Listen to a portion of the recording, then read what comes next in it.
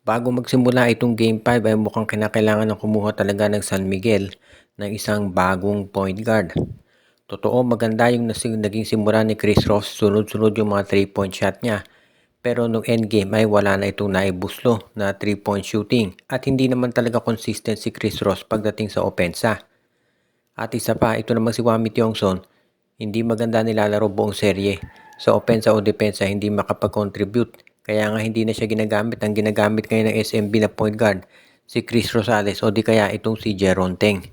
Kaya nga mukhang ganyan ang magiging sitwasyon ngayon at kinakailangan ng SMB ng panibagong gwardya. Dahil mukhang hindi na talaga effective itong si Wami Tiongson.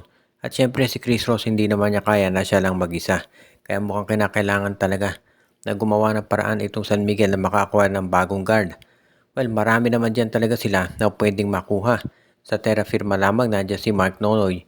Dito sa Phoenix Fuel Master si Evan Nelly at si Tyler Tio. Of course, andyan palagi yung option ni Mikey Williams o kaya si Cedric Bearfield. Pero sa totoo lang mahirap kunin ang dalawang nabanggit sa kalagitnaan ng serye dito sa Barangay Hinebra. So mas malamang dito sa Titan Ultra, Terra Firma o Phoenix pwedeng kumuha itong San Miguel ng isang point guard. Yan ay kinakailangan na talaga na point guard ay yung magaling umiscore dahil yan ang nababagay para iparehas kay Junmar Fajardo.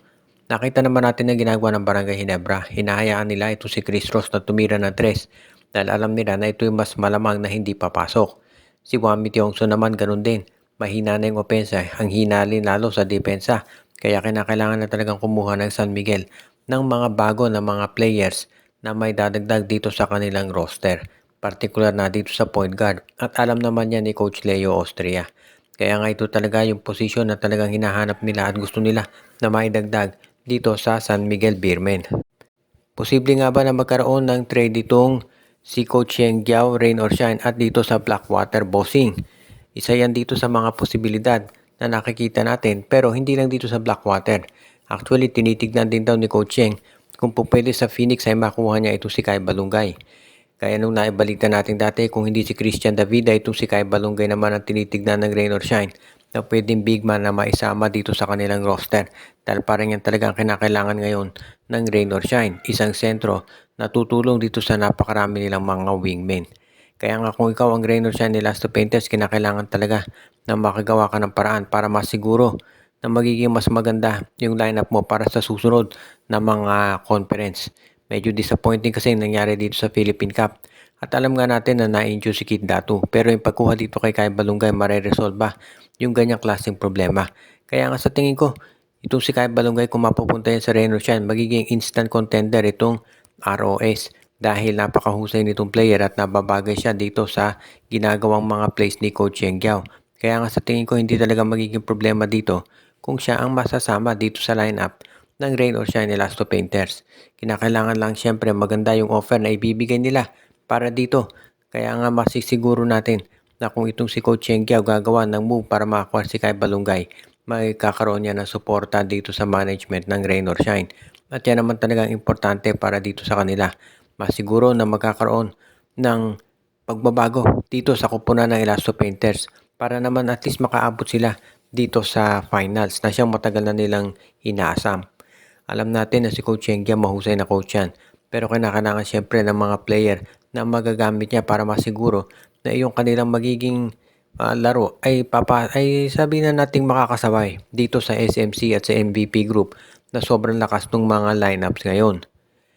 Binitawan na ng Converge Fiber Excess itong si Vic Manuel pagkatapos ng isang maikling kontrata. Parang kailan lang, actually parang a few weeks ago lang nung binigyan nila ng kontrata si Vic Manuel pero ito'y natapos na at hindi na ni-renew at magagamit na raw ito si Vic Manuel, maglalaro na raw doon sa Dubai Tournament. Hindi na nakapagtataka na ganyan na nangyari dahil mukhang mayroong mga papasok na mga bagong players itong Fiber Excess at magkakaroon ng mga trades dyan. Atin na itong si Pau Villonar binitawan na nila at dahil nga pumasok na to si Mark Omega.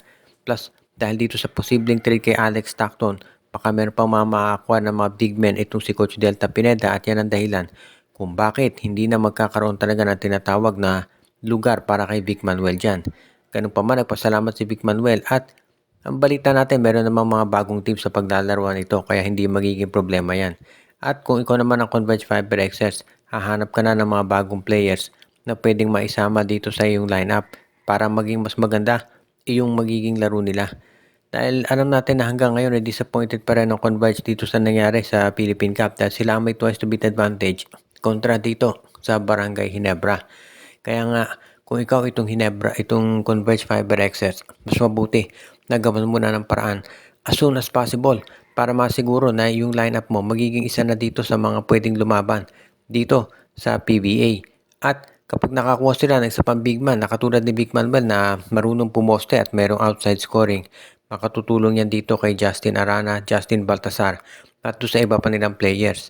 Ngayon, kung yan talaga yung mangyayari, tignan natin dahil syempre kung ikaw naman itong si Coach Delta Pineda, hindi ka magpapadalos-dalos pagdating dito sa pagkuha ng mga players. Pero nasisiguro natin na itutuloy niya talaga yung balak niya na mag-acquire ng mga talents para maging mas maganda yung kalalabasan ng susunod na conference. And of course, pagkuha ng isang quality import. Samantala naman itong Barangay Ginebra ayon dito sa mga lumalabas na reports ay gagawa ng adjustment dito sa laro nila sa Game 5 para masiguro na hindi na sila magkakaroon ng sabihin na nating predictable na outcome. Alam natin ang gagawin ng San Miguel. Gugwardiyahan niya ng maigi si Scotty Thompson at itong si RJ Abarientos. Kaya naman tinitignan ng Barangay Ginebra yung iba pa nilang mga players katulad nitong sila Ralph Koo, Jason David at itong sabihin na natin sila Ben Adamos baka magamit na rin yan. At of course si Nads Pinto.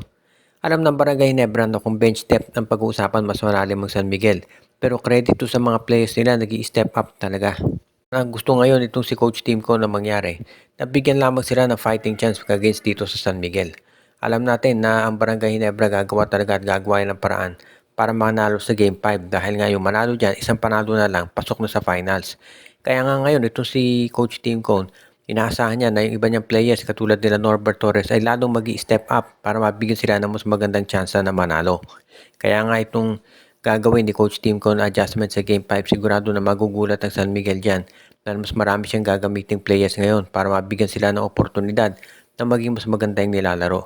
Kaya nga hindi na ako magtataka talaga kung ganyan ang maging sitwasyon dito sa Barangay Ginebra. As it is, alam naman natin na itong Ginebra anytime na lumaban niya sa playoffs, maganda chance as long as si Team Cone nandyan. At syempre, yan ang pinaka-winningest coach sa history ng PBA. Kaya almost always na meron siyang chance na manalo. Kaya nga itong si Leonard Pinto, sila Ralph Koo, Jason David, meron na silang kumpiyansa na makapaglaban dito sa San Miguel kahit na mas maraming mang bench niyan.